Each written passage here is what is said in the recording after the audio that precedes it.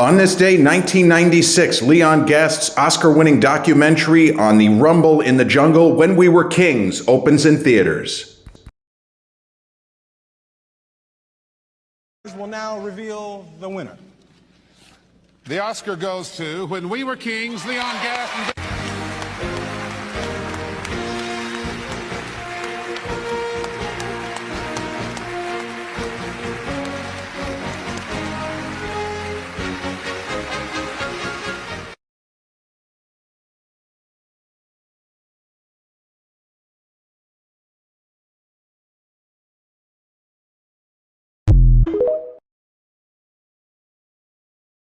And we're back, like we never left. Welcome to the Confessions of a Not-So-Dangerous Mind podcast. I'd like to thank you all for taking this early Friday evening drive here with me in New York. Once again, we're going to skip past all that promotional jazz and get right to the guts of the episode.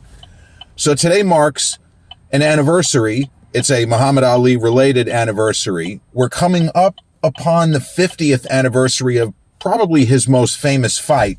This anniversary relates to that, but this is not the anniversary of the Rumble in the Jungle. So on this day, 1996, as I was still an undergraduate student at New York University on October 25th, 1996, which is a great day in Yankees history because, I mean, this is absurd. This was the off day after the Yankees had somehow won all three games in Atlanta to take a 3-2 lead in a World Series in which they got the shit kicked out of them in games 1 and 2 in the Bronx. The Yanks actually had the home field in that series, and the home team lost the first 5 games of the fucking series. But October 25th, 1996, the off day between games 5 and 6 of the World Series, where Yankee manager Joe Torre's brother, Frank, got a heart transplant. I mean, it's absolute insanity. His other brother had passed earlier that year. But on October 25th, 1996, Leon Gast's documentary on the Rumble in the Jungle, or to be more accurate, for those who don't know what that means, you might have heard the phrase, and well, I wonder what that relates to.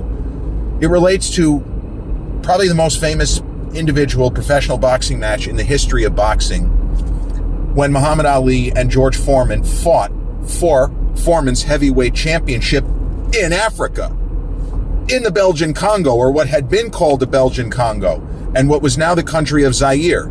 And President Mobutu, who, well, let's just say Mobutu wasn't exactly a freedom kind of a guy. He was really horrendous. You know, they used to talk about the stadium where they held that fight, that they were like political prisoners. There were dozens of them, you know, 100 feet below where everybody was cheering and screaming, and you had people being tortured beneath. Like, this was not really a great setup from that perspective. But a filmmaker named Leon Gast shot a ton of footage during the time that George Foreman and Muhammad Ali were in Zaire preparing for this fight. And the mechanics of how the two guys even got to fight one another, they were both Olympic champions, Ali winning the light heavyweight gold medal in 1960, and Big George just embarrassing everybody, just crushed the entire field in Mexico City, 68. How they even got to fight one another, that is a story that I'll cover on the 50th anniversary of the Rumble in the Jungle. But specific to this movie, filmmaker named Leon Gast was able to get, I don't know exactly how he wangled this, but he was able to convince Ali to let him follow him around. And the original date of the fight, it was supposed to take place in September of 1974. And then George Foreman suffered a cut over his, I think it was over his right eye in training. And the fight was postponed, but they didn't let George leave.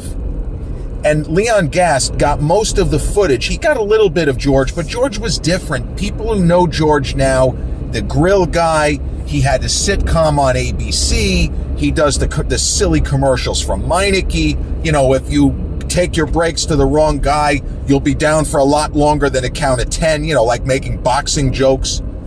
But George Foreman back then was a very intimidating and in some ways frightening, scary figure. He was fucking wrecking everybody that he fought. And as he even talks about in the documentary, he respected Ali, but hey, I beat both guys that he lost to, and I beat them easily. So I thought I was going to go out there, and I didn't want to hurt him. I liked the guy. You know, he was a terrific fighter in his day, but I thought his guy's day was past. But when George was not allowed to leave is when Leon Gast assembled an amazing amount of footage of Ali mingling with the locals, having some fun, training, and the fight goes off. Spoiler alert, Ali defeats Foreman in what seemed at the time to be an incredible upset. I mean, people thought Ali could still fight, but Foreman was a one-man wrecking crew. He went out there and he nearly took Joe Frazier's head off, and Frazier had beaten Ali the first time they fought. Tough fight, but he won it fair and square. And then Ken Norton busted Ali's jaw in 73, another tough fight, but Norton won it fair and square. And then George almost killed Frazier, and then he almost took Norton's head off when he fought him in Venezuela. So it was a big upset. And Leon Gast, the filmmaker, had all this great footage, but he didn't have the funds to finish the film. And it seems insane that you would have footage of the GOAT, Ali himself, and it's not just footage of him fighting. He's expounding on all kinds of different topics. And this was a transitional period for Ali in the sense that he was no longer the most hated man in America. The public opinion, because Vietnam had gone so wrong, it had gone so wrong. The people such as him, and to a lesser extent John Lennon, because John Lennon, as a guy from England, he didn't have the same level of stake in the game. John Lennon could never have supported the war effort. He wasn't going to get drafted. But the country turned really against the war. And by 1974, it was understood the United States fucked up. And that the people who were screaming about giving peace a chance, they weren't rubes. They weren't naive morons. They actually were right. That we had no business being there in the first place. And people like Ali, who had their own skin in the game, and he paid a terrible price for the stances that he took. It's not that everyone was forgiving him, so to speak, but it's that people were starting to get that he wasn't full of shit, that he was willing to go to prison. This is what I believe in, and it's bigger than one man. So by 1974, there were still some people who refused to kind of forgive him, even though he was convicted and he could have gone to prison. The Supreme Court ruling unanimously in his favor also helped. It did tilt opinion to say, you know what? Back then, the Supreme Court, I hate to say it, they were a lot more respected, even the Earl Warren Court, as crazy as that is, than they are now. There was a sense that, you know what, it was a unanimous verdict. There were 6 conservatives, and they ruled in Ali's favor.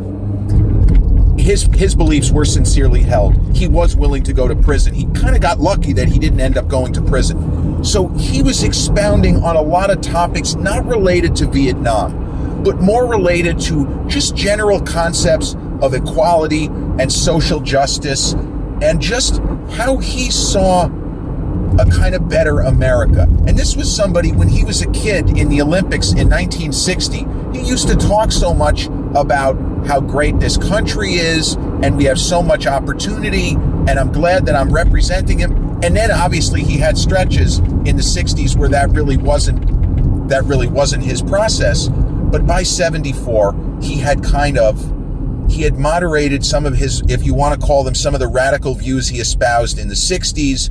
He wasn't really saying the same stuff anymore. He was coming across as more inclusive in terms of how he viewed religion, in terms of how he viewed people who had been his enemies, and now he didn't really see them that way. But at the same time, he was accepting of the reality that he was a very important figure for people of color. And he never forgot to try to make people laugh. And one thing that comes across so beautifully in this documentary, and, you know, by the time it ended up coming out, Ali was still in his early 50s, 53, 54, but his health had gone downhill. The Parkinson's had really taken hold, and it was very sort of sad to see. But in this movie, he's cracking wise, and you see him interacting with so many people and becoming just a folk hero, almost like a Pied Piper, where he goes for a jog and thousands of people are following him. And in the movie with Will Smith from 2001, they almost emphasize that more in the movie than they did in the documentary. But the important thing to note is that all of this incredible footage, Leon Gast literally sat on it for the better part of 2 decades because he didn't have the money to complete the film. And it seems so obvious and easy. Well, why didn't he just take out a loan? Well, it's not always viable because maybe you don't have unlimited funds. Maybe you don't have a $300,000 credit limit, or maybe you don't know enough people to just borrow every foot of film that you can find. And well, that's how you finish your film. So Gast, with all of this incredible footage, sometime, I want to say it was early 1995, so about 20 years after the Rumble in the Jungle, Leon Gast took a meeting with the terrific filmmaker. He did An Officer and a Gentleman, among many others, Taylor Hackford, who also happens to be married to the quite iconic Dame Helen Mirren. And Taylor Hackford, I feel like, was incredulous that Gast had not been able to complete his film, and he was the key guy that ended up getting it made. Now, I don't think that Hackford funded anything out of his own pocket. I don't think so. He might have, but I don't think he did. But he was able to introduce, not just that introduce Gast, this is my buddy Leon who made a movie and he's trying to finish it, but he showed the footage to enough people, and then Gast was able to get the necessary funds to finish the film. Now, he didn't simply assemble the footage and show what he had done in 74. And this is an important point because what I'm about to say is what made the documentary feel current.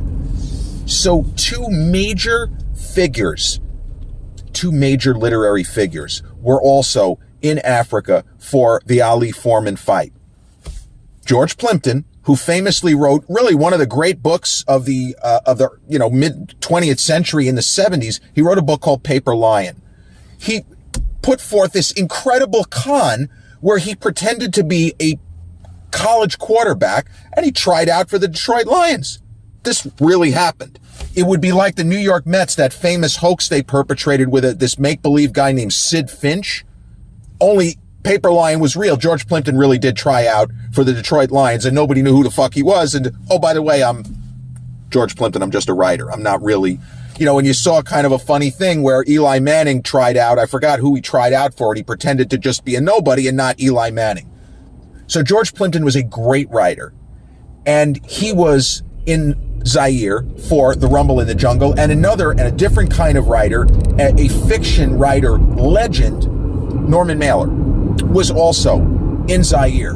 And in the case of Plimpton in particular, he took a lot of pictures, but both of those gentlemen were interviewed after Leon Gast got the necessary funds to finish the film. So we see not that it's the end of the world either way, but we don't see 1970s George Plimpton being interviewed about the fight or 1970s Norman Mailer. We see 1990s Norman Mailer. And I think the interviews were shot in early 1996 or late 1995, as I say. And those interviews are amazing because they're able to match what Plimpton is saying to the images, either the video from the fight or pictures from the fight, and you even can see them at ringside in certain photos, which is really cool, I think. The effect is thrilling to listen to them recount their memories, and then we actually see the footage, whether it's video, whether it's just, some still photos. And there's some incredible still photography from that night and from that fight. And the movie was released in limited release. It was playing, I think it was playing at the Cinema Arts Center, the theater near where I was living at the time in Huntington, but there was a lot going on with the World Series, and I was still in college. That was actually my last semester at NYU. So I didn't see it in theaters, although I had wanted to. If it had maybe been playing in more theaters, but I didn't see it in theaters. But the film got great reviews, and there was that sense of sadness. And I always get emotional. The only time I was ever in the same room as Muhammad Ali was WrestleMania 1, which I was able to go to. Yeah, what a lucky fucking kid. And he was actually the special guest referee, as weird as that sounds, but it was pretty fucking cool there too. But 96 was it was also another turning point for Ali in terms of perception. Now, he'd already been retired for 15 years, and he should have retired 20 years prior. But 96 was when he was chosen to light the Olympic cauldron at the Olympics. That was in September, I believe, of 1996, the Centennial Olympics, where there was that terrible bombing where they thought the wrong guy did it, and that Clint Eastwood made a movie about it. That was terrible. I mean, it was terrible, but then it was worse that they accused the wrong guy, is what I'm saying. But his lighting of the Olympic cauldron was kind of like the final leg in his life's extraordinary journey. That for all of the stuff that had happened and all of the people who had carried around pure hate for him, it seemed that almost everybody had come around and had said, you know what, I didn't like him in the 60s, but this guy really loves his country. There's no doubt about it. And there was definitely a sense that it was time for him to be welcomed back into the fold fully. And that's what the Olympic cauldron being lit, that's what that represented. So here it was a number of months later, and he's back in the public eye for a movie, and all of the footage with him was shot in the 70s. Well, not in the 70s, it was all shot in 1974 in the month leading up to the Rumble in the Jungle and the kind of post-fight. So you saw him young, when he still had all of his wits and then some, and he was still just about even though he wasn't quite the fighter he'd been in the 60s, he was really attractive man, as we know, and his physique looked tremendous and all of that kind of stuff. So the film got great reviews, and there were those critics who were kind of sad seeing the state that he was in, he's only 54, he's not an old man, and he shakes, and he sometimes needs help moving around, and it's sad. And then, the idea was that it added to the movie that to see him with all of this footage that no one knew existed when he was young, or as Newsday lead critic John Anderson said, watching him spin and wheel, watching him rip off these crazy poems on the spur of the moment. He was so creative. And watching him do that, you mourn the loss of the brilliant young man that he just fought too long. It's really just that simple. The movie got great reviews. I believe it still has a 100% score on Rotten Tomatoes. And when it was nominated for Oscar, you hate to be cynical, but there was a sense that it was just going to win because it was Ali, that he was involved. And also that the Motion Picture Academy respected the struggle of Leon Gast. Taylor Hackford was very popular. So at the Oscars, it was the 97 Oscars. And even though neither Ali nor George Foreman. Now, Foreman was actually, it's ridiculous, but he was still fighting. He hadn't lost that ridiculous disputed decision. Sorry, I used that word twice in a row. That disputed decision to Shannon Briggs, where he fucking killed Shannon Briggs, and they gave Briggs the decision. So George was still active, even though he was well into his 40s. I think he was about 40. He was 47 at the time. It's kind of crazy. But George and Ali sat next to each other. The great old rivals turned BFFs, we can say it, they were buddies. They sat together at the Oscars, and there was a sense that it was going to win. And Will Smith and Tommy Lee Jones, who were kind of promoting Men in Black, they were given the honor of announcing the documentary feature award. And Tommy Lee Jones opened the envelope and read it. But there is no mistaking the fact that Will Smith was nervous as hell. And he actually looked over to see if he could read it before Tommy Lee said it out loud. And when We Were Kings won, Will's joy, he couldn't hide it. And, he had met Ali, and that's the famous line from Getting Jiggy With It, which I think that he had recorded. Met Ali, he told me, I'm the greatest. Will had circled the Ali project. By 1997, it was something that was on his radar, but he hadn't committed, and there were a number of different screenplays that were discussed. There was actually a screenplay that was going to be a 3-hour epic that was going to pretty much start with Ali as the kid who had his bike stolen at age 12. But Will ended up doing a more self-contained, and I think the movie is okay, the Michael Mann Ali film, it's okay. But to me, it's more of a primer on Ali's life. It's not the definitive. Maybe there can't be a definitive story. There's so much different. You can make movies about 1 year of his life kind of thing. There's just so much different things that you can get into in a feature. So When We Were Kings was announced as the winner. And again, the sadness is that George Foreman helped Ali on stage. And the filmmakers wanted Ali and George, even though they had nothing to do with the production. They were not involved in any way other than that they gave their consent. But they were not producers, but they wanted them on stage. And so George helped Ali on stage. And to see all of the different kinds of personalities and people with so many different points of view, everyone in the audience is crying when Ali gets up there. Even James Woods, of all people, is super intellectual, very opinionated. He's crying in his seat. Tarantino is tearing up. Everyone is having the same reaction. And it's one of the great moments in Oscar history. And ironically, one of the other great moments in Oscar history had Ali when he surprised Sylvester Stallone on stage in '77, and they spent 30 seconds shadow boxing. So Ali, a guy he acted in a bunch of movies. He did the movie The Greatest, which was his own life story. Not that good. I can admit, he wasn't the best actor. But somebody who was not really a movie business person had two of the great moments in the history of the Oscars: shadow boxing with Stallone and getting to go up on stage because a documentary he took part in 22 years prior won the Best Documentary Award. And yeah, When We Were Kings, released 28 years ago today. A terrific documentary, and really a miracle that it ended up getting made after all. And you wonder how many other films are still waiting for completion funds. I have no idea. But I'm glad that When We Were Kings was released, and it's readily available on streaming. I know it's been on Tubi, and it was on Max. I don't know where it is right now. You can certainly rent it for a couple of dollars. I know it's on Amazon Prime. I've seen it. But it is well worth the watch, just to give a little bit more window into the thinking specifically of Ali when he was 32, when he was starting to become embraced by the masses again and was no longer this kind of firebrand polarizing figure. When We Were Kings, the documentary, the untold story of the Rumble in the Jungle, released 28 years ago today. Go see it if you haven't.